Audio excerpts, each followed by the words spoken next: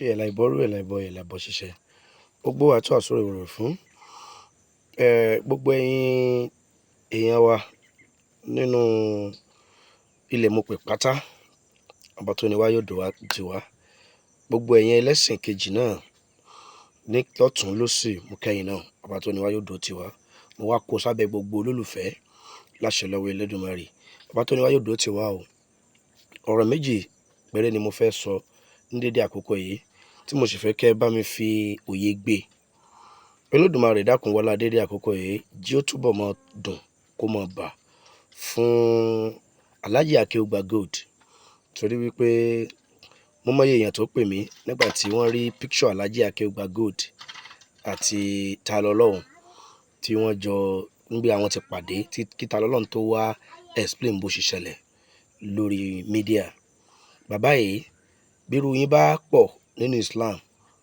nínú ẹ̀sìn mùsùlùmí ẹ̀sìn bá dá ìbáwí bírú yín bá pọ̀ nínú àwọn wọ̀nyí tí wọ́n ń bẹ ńlẹ̀ yìí ìbá dá ìbáwí torí wípé àríkọ́ṣe àwòkọ́ṣe dáadáa lẹ jẹ́ ọba tó wá níyín tó sọ yín di àwòkọ́ṣe dáadáa kò ní jẹ́ kẹ́ ẹ padà di àwòkọ́ṣe burúkú ẹ ní padà dẹni àná èmi ò lọ́rùn méjì tí mo fẹ́ sọ ju wípé ṣáà rí gbogbo tí kálukú bá mọ̀ ṣe kó mọ̀ ṣe torí wípé kò sẹ́ni tó dọ̀rùn rí o tí ó sọ pé tí wọ́n ń ṣe lọ́rùn rí ẹlẹ́sìn kínní yóò dúró lórí pé tòun ló dáa ẹlẹ́sìn kejì yóò dúró lórí pé tòun ló dáa ẹlẹ́sìn kẹta ó dúró lórí pé tòun ló dáa ṣùgbọ́n o ewé kan ò ní jábọ́ lára igi kó Olódùmarè ó mọ̀mọ̀ gbogbo ẹni tó bá wá gbé iṣẹ́ olóore dání kálukú ló ní ní ta gbàgbọ́ èmi gbàgbọ́ nínú Ifá léyìí tí Olódùmarè fi rán Ọ̀rúnmìlà sí wa ìwọ tó gbàgbọ́ inú ànábì ṣé ìwọ tó yẹ pé Jésù ló gbàgbọ́ Bíbélì ní tiẹ̀ dìímú a ní láti búra wa ṣùgbọ́n ṣe rí bàbá yìí Olódùmarè ó jẹ́ kí túbọ̀ kẹ́mi yín ó gùn ní tó bá wu àwọn opponent kí wọ́n wí ní tó bá wọ̀n kí wọ́n sọ nígbà àwọn tó ń ṣe wọ́n ṣe fídíò kan láìpẹ́ yìí ọ̀rọ̀ làákàyè from A to Z mo ti gbọ́ gbogbo ọ̀pọ̀lọpọ̀ tí ń jíjẹ ẹ̀sìn wọ́n ní wọ́n bí wọ́n lè rè pé iṣẹ́ wo wọ́n ní lọ́wọ́ ọ̀kan lọ́mọ iṣẹ́ wo ló ń ṣe ná l'Amẹ́ríkà ẹ̀yin tó kù náà tẹ́ ìyá wèrè kalẹ̀ lórí social media iṣẹ́ níṣẹ́ ẹ fi làákàyè gbé o ọ̀pọ̀lọpọ̀ ń bẹ tó jẹ́ pé popularity ló ń wá especially irú ọ̀kan lọ́mọ yìí ìbá dáa kẹ́ ẹ fi làákàyè gbé ọ̀rọ̀ ẹ̀sìn ọba tó nílé ayé ló mọ ibi tí kálukú gúnlẹ̀ sí o ẹ jẹ́ ká ṣe sùúrù ẹ jẹ́ kí kálukú lọ gbé làákàyè kalẹ̀ ẹ wá nǹkan míì ṣe ẹ wá nǹkan míì sọ ẹ má gbìjì Olódùmarè mọ́ nígbà tẹ́ ẹ bá ti sọ̀kò sórù lé oníṣẹ̀ṣe mọ́ wọn ẹ ní gbóhùn onílé nínú oníṣẹ̀ṣe torí pé kì í ṣe pé bóyá wàhálà gbogbo tẹ́ ẹ ṣe látijọ́ ẹ tẹ́ ẹ ń bú sẹ́sẹ́ tẹ́ ẹ ń ṣe gbogbo ẹ ẹ rí pé wọn ò dáhùn nígbà òde bíi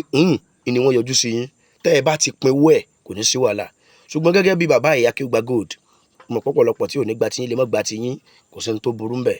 ṣùgbọ́n ọba tó nílé ayé yóò jẹ́ gúnlé ayọ̀ yóò wá san oníkálukú ẹ̀ lẹ́san rẹ̀ gẹ́gẹ́ bí iṣẹ́ tí ń bẹ lọ́wọ́ rẹ̀ ṣùgbọ́n ẹ jẹ́ á ṣe dáadáa ẹ jẹ́ á ṣe kẹ̀lẹ́ o ẹ jẹ́ á ṣe jẹ́jẹ́ níwọ̀n ìgbà tí Olódùmarè ti lè gbèrú bàbá yìí dìde tí wọ́n bá ti jáwọ́ tẹ́wọ̀n mùsùlùmí alákatakítì bá ti jáwọ́ torí wọ́n pé torí wọ́n pé tí kì í ṣe pé wọ́n ń gbìjọ lọ nígbà tẹ́yìn bá dé ta tẹ́ ń bọ́ ẹlẹ́bọ tẹ́ ń bọ́ nífá tẹ́ ń bọ́ níṣàngó tẹ́ ń bọ́ lọ́ṣun ẹ wá dé lórí pé káwọn jókòó kí wọ́n mọ́ sọ̀rọ̀ nígbà àwọn ògọ̀ àwọn náà ní ìtẹ́lẹ́gbẹ̀gbọ́n nú ẹ̀ lẹ́ ń bù yìí kò sígbà tíjẹ́ òní wáyé ẹ sinmi ẹ̀ tẹ́ ẹ bá ti sinmi ẹ̀ kò ní sí wàhálà ṣùgbọ́n a dúpẹ́ lọ́wọ́ bàbá ẹ̀ Alhaji Akewu Gbagold gbogbo orí tọ́lọ́ ń ṣe fún yín láyé kò ní dìbàjẹ́ ẹ ní sunkún ọmọ ò ní ṣubú ẹ̀mí ẹ sì ní ṣubú ara Ọlọ́run ó jẹ́ orí bẹ́ẹ̀ wọlá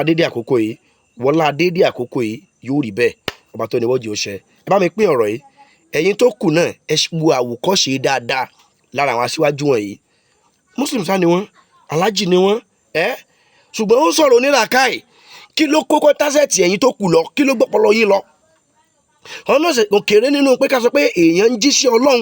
Alhaji Akewu Gbagold òkèrè gbogbo ọ̀rọ̀ rẹ̀ sì rèé kódà ẹlẹ́sìn ìbílẹ̀ ń gbọ́ èmi bá rí mi kú níwò kí ẹ ṣe pé bóyá nígbà tí ìjà ṣẹlẹ̀ náà ṣẹ̀ṣẹ̀ tó sọ ń sọ̀rọ̀ tó mú láìka ìwà kí ló ṣe ẹ̀yin tó kù Mr. Ọ̀kanlọ́mọ ẹ jókòó ẹ̀sùn mẹ́ta tẹ́dà sùn ẹrù ọpọlọ yín ẹ ṣe làákàì ẹ gbé ọpọlọ yín kalẹ̀ ẹ̀yin tó kù náà tẹ́ ń jíjẹ ẹ̀sìn ẹ gbé ọpọlọ yín kalẹ̀ Olódùmarè ló mọ jí kálukú gòlẹ̀ sí o ẹ̀là ìbọ̀ ṣíṣe